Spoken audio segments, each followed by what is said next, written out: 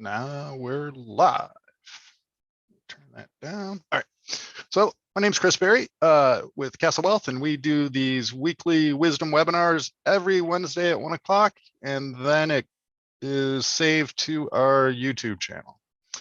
So these are really put on for you. So if you do have any questions, feel free to put it into the Q&A, any legal, financial, and tax questions, and we will go ahead and answer it. And you can also always email us any questions ahead of time. That's always great too. And I always like to start with a positive focus, just something positive that happened over the last week. And I'm going to just reiterate what I think it was last time, is just coaching my kids in soccer with my dad. He's my assistant coach, and I'm coaching my 11-year-old boy and 8-year-old girl. And my 11-year-olds, they got smoked, but they played the best team in the league, who's been beating some teams by 8 goals. And we lost 4-0, but it was a good effort. And then my girls won, and we're undefeated this season. So that's pretty awesome. So that is my positive focus. And then with that, what I'm going to do is share my screen. So before I get into questions, and I only had one question, what I want to do is just share this screen. And this is something that we've been talking about a lot, is tax risk.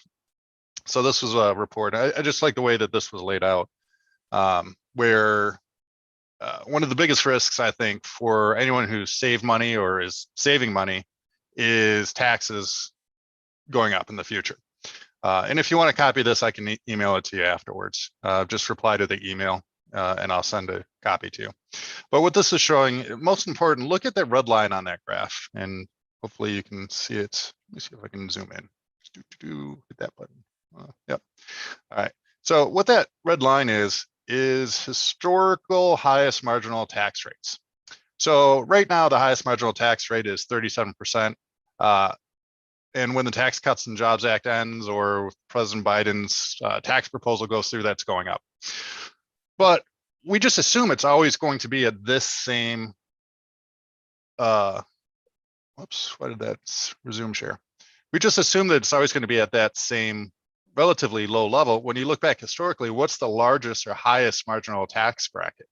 Well, it's been as high as 94%.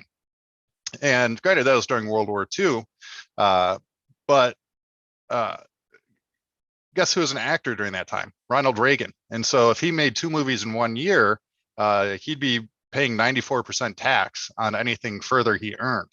And have a joke, but where do you think the other 6% went? Some people say Nancy, but to the state of California. So essentially, while he was an actor, he made 2 movies a year. 100% of what he earned would end up going to taxes. And so that's why, interestingly enough, in the 80s, when he became president, he dropped marginal tax rates. So it's been as high as 94%, 60, 70%. And yeah, since the 80s, we've been at a relatively low marginal tax bracket. So that's the first thing that I want you to look at, is looking at just historical marginal tax rates. Right now, they're the lowest they've really almost ever been. And then the other thing I want you to look at is the national debt. So that's that dark blue line, right? And really, this has been ramping up to now about almost $30 trillion. And then what this piece is getting to is that debt to GDP has been a leading indicator of tax increases. So just another reason why we need to be concerned about taxes, A, when we're accumulating wealth and where we're saving money, but then B, if you've already accumulated a fair amount of wealth and you have pre-tax IRAs or 401ks, you need to have some type of tax strategy. I was working with some wonderful clients earlier today, and we're doing a very aggressive tax planning strategy. But what we're doing is we're going to get them to the 0% tax bracket. If they didn't do it and they just maintained what they were doing previously to joining our firm, they'd be in the 22 to 24% or 22 to 25% tax bracket for the rest of their life. But by just taking certain steps and having a proactive tax plan, yeah, they're going to pay some more taxes this year, but over their lifetime, they're going to save probably hundreds of thousands of dollars in taxes, especially if taxes go up in the future. Plus, we're going to get them to a position where their Social Security will not be taxed anymore. So a lot of people don't realize that your Social Security does not have to be taxed. It completely depends on your income. We're going to get it so that they're not going to have required minimum distributions. So, and their Medicare premiums are going to be at the lowest amount possible. It's not available for everyone depending on your situation, but in their situation, we're going to get them into a 0% tax bracket for the rest of their life. And what I just showed you is one of the reasons why they wanted to pursue that type of strategy. So that was the first thing I just want to talk about. I saw that graphic and I thought it was too important not to share. So now, and again, if you do have any questions, feel free to type it into the Q&A section or the chats. But now I will share my screen. I really only had one question submitted. So if we don't have other questions, it's going to be a quick one this week. All right, so I'm going to hit that button. Hit this button. This button. Whoop, whoop, there we go. I should be seeing my little whiteboard. Yeah. And if you do have questions, feel free to go to 15chris.com or just reply to the email, or feel free to put it in the Q&A. So the one question, so we set up a VAPT that stands for Veterans Asset Protection Trust a number of years ago, over 5. And why 5 is important is that's the Medicaid look back. So Medicaid, if you're to need nursing home care, looks back 5 years to see if you moved any money around. And if you have, they're going to penalize you. Now, the reason we did this was that we had a veteran or surviving spouse of a veteran. Also, spouses of veterans can qualify. And there's an asset test, but by moving assets into the trust, we can bring in roughly extra $2,000 per month if we have a veteran who needs long-term care. So this is available to veterans and surviving spouses. We set up an asset protection trust, move the assets into the trust, and then we could turn on this VA benefit. And this VA benefit's great for things like home care. So typically when we're using this VA benefit, we're looking at things like home care or assisted living. If we were to need nursing home care, then we typically look to a different governmental program called Medicaid. Medicaid will cover that nursing home care. And a nursing home can easily be anywhere from $8,000 to $12,000 per month. Versus assisted living, maybe $3,000 to $8,000 per month. Home care, depending on the number of hours you're getting, maybe $1,000 to $3,000 a month. So if the VA benefit maxes out at about $2,000 a month, it's great for home care and assisted living. But what we see is people go from needing home care to assisted living to then needing nursing home care, going down what we call the elder care continuum. So if the VA benefit maxes out at $2,000, then now we need to look to Medicaid as a way to pay for that care. So now if mom is going into a nursing home, then we're going to switch over and have Medicaid pay that base level of care. Now, to qualify for Medicaid, a single individual can only have $2,000 worth of countable assets. But in this situation, the nice thing that we did is we set up that asset protection trust 5 years ago, and majority of the wealth, including the house, is in that asset protection trust. So now mom doesn't need to spend down. Really, all we have to do is that at the point that she needs care, then we submit a Medicaid application and we're good to go. So a lot of times when we're doing this planning, we're not just planning for the next step, which is maybe VA benefits if we're dealing with a veteran, but we're thinking long-term of planning for down the line of continuing down that long-term care continuum and then now needing nursing home care. So the type of planning that we do for the VA benefit also covered the Medicaid planning. So really, there's not much that needs to be done other than mom needs to be in the nursing home where there's a Medicaid bed, and we submit a Medicaid application. Here's a question. What are the qualifications for the veteran who already is in long-term care? Yep. So let's say we have a veteran who is in home care or assisted living. To qualify for the VA benefit, and these rules changed in 2018. So now the rules are countable assets basically have to be less than $120,000. Countable assets are everything other than a home, personal property, automobile, prepaid funeral. So 401ks, IRAs, spouses' assets, it has to be less than $120,000. We need, oops, let me just get that wrong. Hold on. $120,000 is greater than what you have. Meaning you have less. Yeah, there we go. I always get those two confused. So yeah, have to have less than $120,000 accountable assets, 90 days active duty. Okay, one of those has to be during a period of conflict.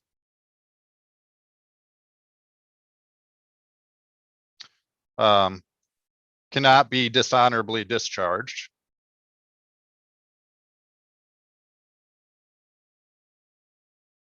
Okay, so honorable discharge works. And then need to have long-term care costs that are greater than your income. So if you're paying $3,000 a month for long-term care and you have Social Security of $2,000 a month, then you would qualify. And surviving spouses would also qualify as well. So depending on the situation, you meet all these requirements. It could be $1,000 to $2,000 per month via the VA. Now there is one other requirement, or this is a big change that happened in 2018. There's a look back period. Now there's a 3-year look back period for this VA benefit. So if we have someone that has $500,000, we could move the assets into a Veterans Asset Protection Trust, but now they would have to wait 3 years before they could qualify for that VA benefit because of this change where the 3-year look back period happened in 2018. So hopefully that is helpful. Are there specific nursing homes for Medicaid? I've heard that many are not the greatest. Yeah, so this is a common question of, okay, let's say we are looking at, let's say we are looking at needing nursing home care, okay?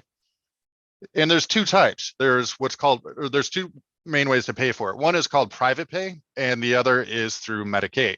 So if you call around and ask for a nice nursing home, and you expect to go on Medicaid, what they're going to say is, oh, I'm sorry, we don't have any Medicaid beds available. But here's the magic thing. If you private pay to get into that nice nursing home, then you can switch over and have Medicaid pay that base level of care, because nursing homes can't discriminate based on source of payment. So the key is to get into that nice nursing home, and then you could have Medicaid pay that base level of care. So the way it typically works is, let's say we set up an asset protection trust, Castle Trust, we move our assets into the trust, and then you make it 5 years, okay? So now we've made it the 5 years, and then God forbid something happens. We have a stroke, that's a checkered flag. We've made it the 5 years. We waved that checkered flag. Let's say something happens and now you need long-term care. What you could choose to do is private pay to get in that nice nursing home, and then you could flip over and have Medicaid pay that base level of care. And now everything inside of the trust is protected, could be used to pay for additional services for yourself, or if you're married and one spouse needs long-term care, that healthy spouse isn't completely impoverished. So no, just because you're on Medicaid, that doesn't mean you're in some rundown nursing home. All right, what other questions do we have? All right, last week, let me do another one. Last week, question about ladybird deeds, adding trust to home insurance policy. What other property and casualty policies, auto valuables? So this question is just, what else should be added to the homeowner's insurance policy? You have different aspects of that. Best bet is to talk to your property and casualty guy, because there'll be some things that maybe you want itemized. But the point with I was making, especially with the real estate, is that, yeah, God forbid something happens to you, you pass away, you need to contact your property and casualty guy and figure out what's the best way to do it. Should it be in the name of the trust now, or are you going to have a renter there?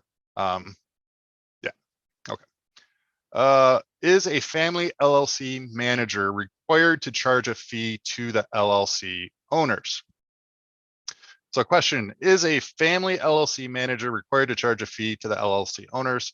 I would say there's not a requirement unless that was part of the operating agreement. So with a lot of these things, I look to the documents that created the entity, whether it's a trust or a LLC or operating agreement. Typically, the operating agreement is going to control. But if there isn't something to that effect in the operating agreement, there's no like statute or requirement in Michigan that they need to charge a fee for that. All right, please expand on how someone can get to the 0% tax bracket. If you can expand on your comments, having your Social Security income tax too. Okay, yeah. So there's a great book by David McKnight. It's called The Power of Zero. Whoops, I can't. Nope. Nope. Power of Zero. And I've worked with David before. He's a really smart guy. And he kind of lays out this idea, and we've talked about this in terms of tax buckets. Like we need to think about where we're saving money or accumulating wealth, or B, if you've already accumulated wealth, how do we get money moved over into potentially the best tax bracket? And this is, even if you can't get to a 0% tax bracket, this is just really what we're talking about when we're talking about tax planning. Being proactive with regards to taxes, not just tax preparation. And so we have your taxable accounts. So this is money that you pay on gains. So any gains are taxed. Then we have your tax-free bucket, or I'm sorry, goodness, Chris, lock it up. We have your tax-deferred bucket. This is whenever you pull money out of here, it's taxed at your ordinary income tax rates. And then we have our tax-free bucket. And this money is grows tax-free. It counts for estate taxes. So taxable would be things like checking, savings, if you own real estate, brokerage accounts. Tax-deferred would be things like 401ks, IRAs, 457s, 403bs, and then tax-free are things like Roths. That's the common one. Cash value life insurance. So the family I was working with today, part of their plan involves cash value life insurance. 529s, they have to be used for education, and then health savings accounts have to be used for healthcare. So the idea is obviously save as much as you can in this bucket, or if you've already saved, figure out strategies to move money from here to here or here to here, especially given that we know taxes are probably going up. Okay. So everyone's situation is a little different. I'm not guaranteeing that we can do this, but typically when people have, well, let's talk about income. So really, when there's kind of two stages in life. One is when you're accumulating wealth. So it's all about accumulation, saving as much as you can. And then it's all about preservation and distribution. So how can we preserve my assets, and what is my income plan in retirement? And so what these things over in the tax-free bucket, all of these can be turned into tax-free income sources in retirement.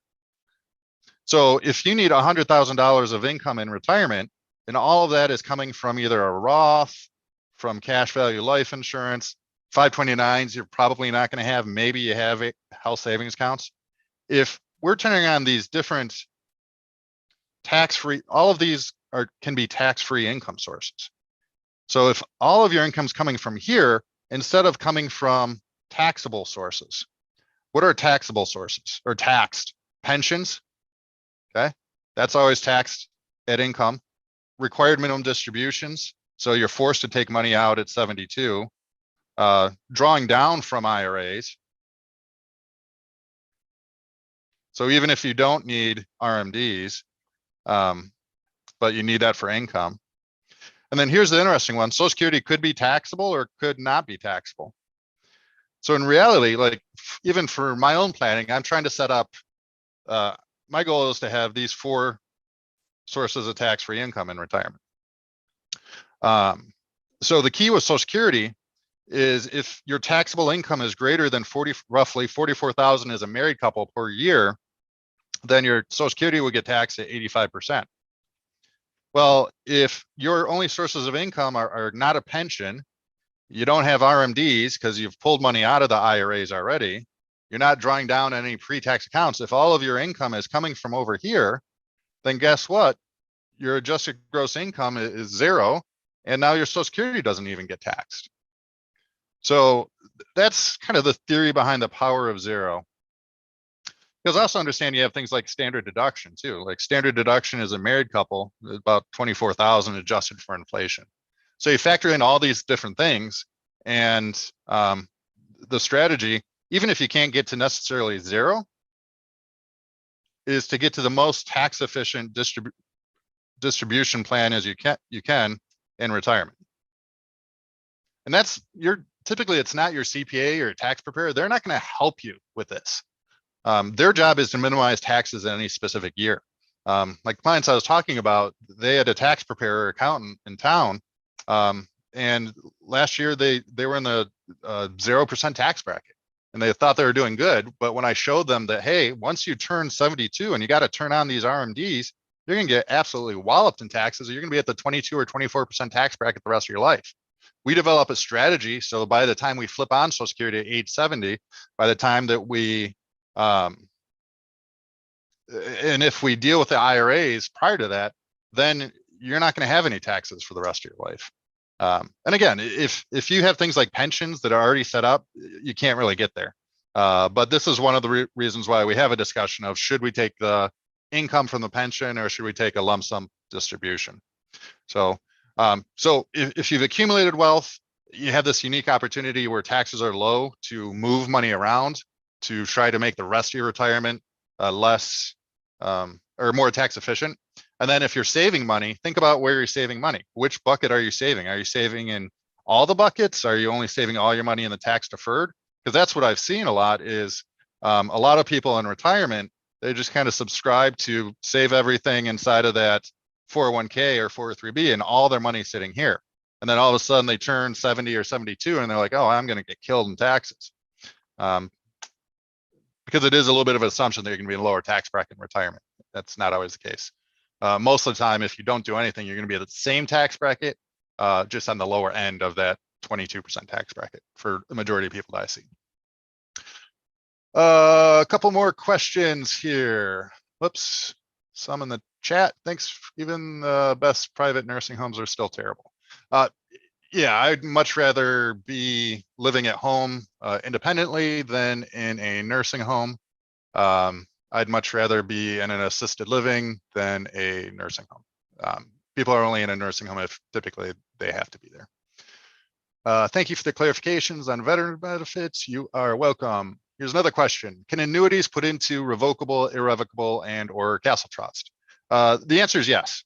So it's asking about, get rid of this. So think of these different things as just like buckets. So you have your asset protection trust, that's a bucket. You have like your IRA, that's like its own bucket. You have money just kind of in your name. Because IRA, you think you own it, but it's like you and the US government in partnership with the government. So they have certain rules. But yeah, you can have basically any investment tool. So we can have a checking savings in your name. You can have money just sitting in cash in an IRA. You can have stocks. You can have stocks over here. You can have annuities, fixed index annuities in an IRA. They could be in your name. They could be in a trust. A lot of people like them in a trust because they're protected. You can have index universal life cash value life insurance. You can have a home in here. You can have a home in your name. So yeah, so long story short, you can have annuities or really almost any other investment vehicle can be in a castle trust or a revocable trust. Castle trust builds in the asset protection. revocable trust, avoids probate, controls the distribution. Castle Trust does that, but also builds an asset protection. So hopefully that's helpful. All right. I was just drawing and no one could see my screen. I apologize for that. Let me share my screen again.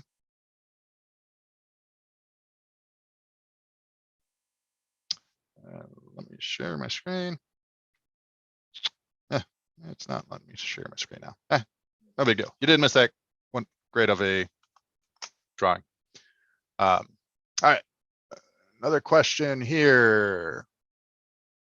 Second, if LLC manager is a member of LLC, could she charge a fee for the service? So the fee is part of his or her income, or could the LLC income be part of personal income and it depends on ownership?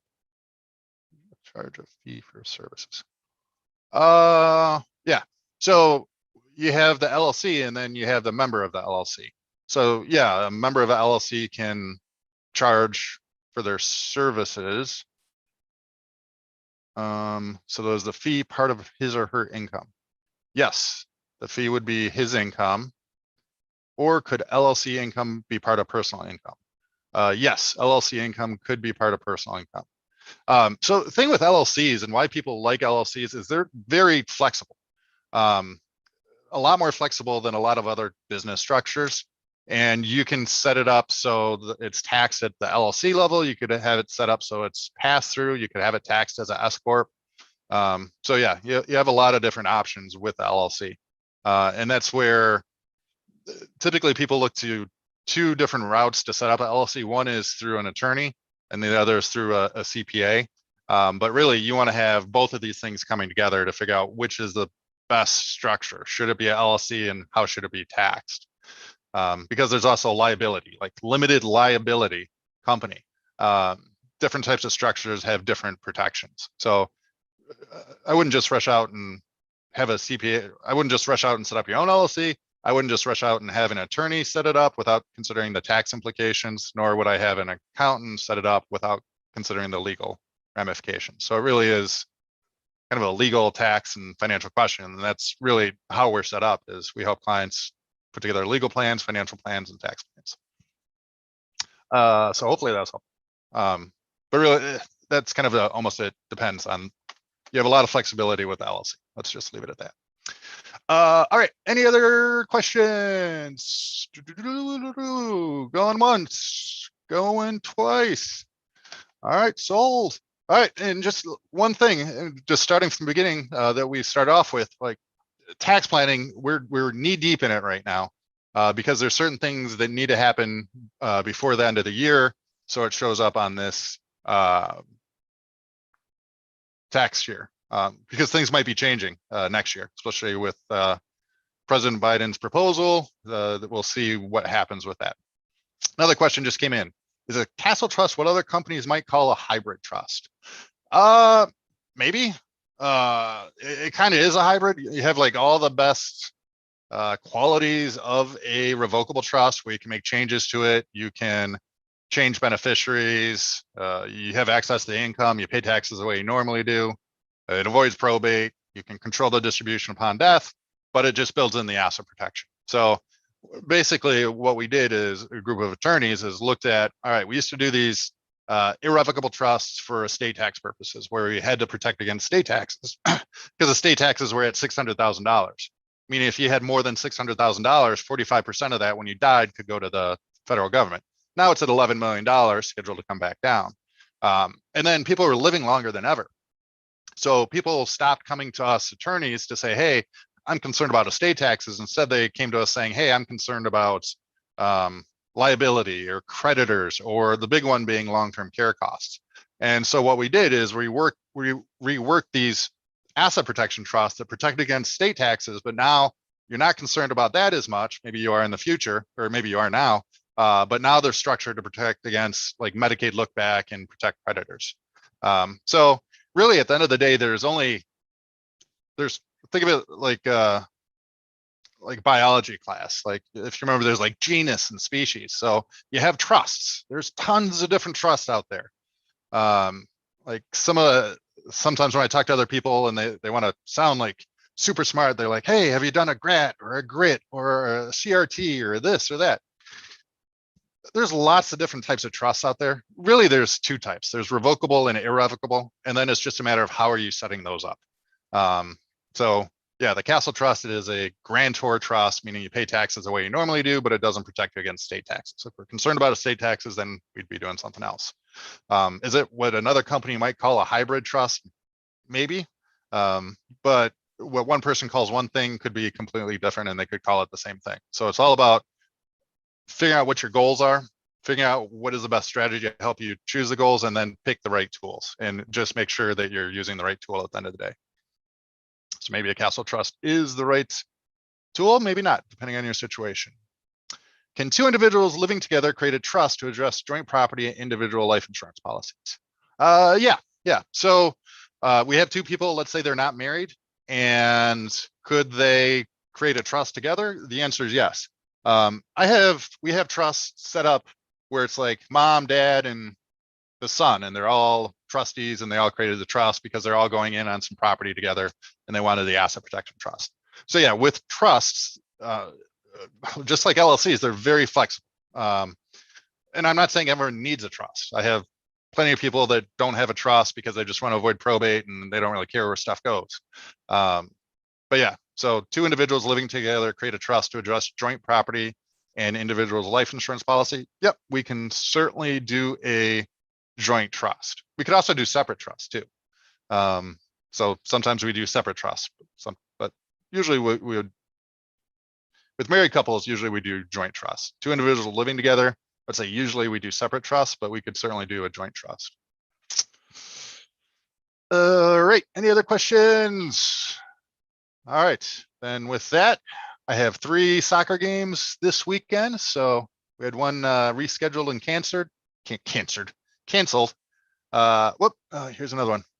Oh, thank you, you're welcome. Since a Castle Trust is a grantor trust, will it be negatively affected when the pending House bill passes? Nope, the answer to that is no. I've already taken a look at that. So yeah, I don't want to get too far in the weeds, but yeah, there's a big pending tax bill that we don't know if it's going to go through. It has talked about removing step up and basis. That was really eye-opening, but now it looks like they're leaning against it. And there's some provisions that talk about different types of trusts, but the Castle Trust, it's tax neutral, so it's not going to have any negative effects with the pending bill, at least as it stands now. And I can't see any reason why it would.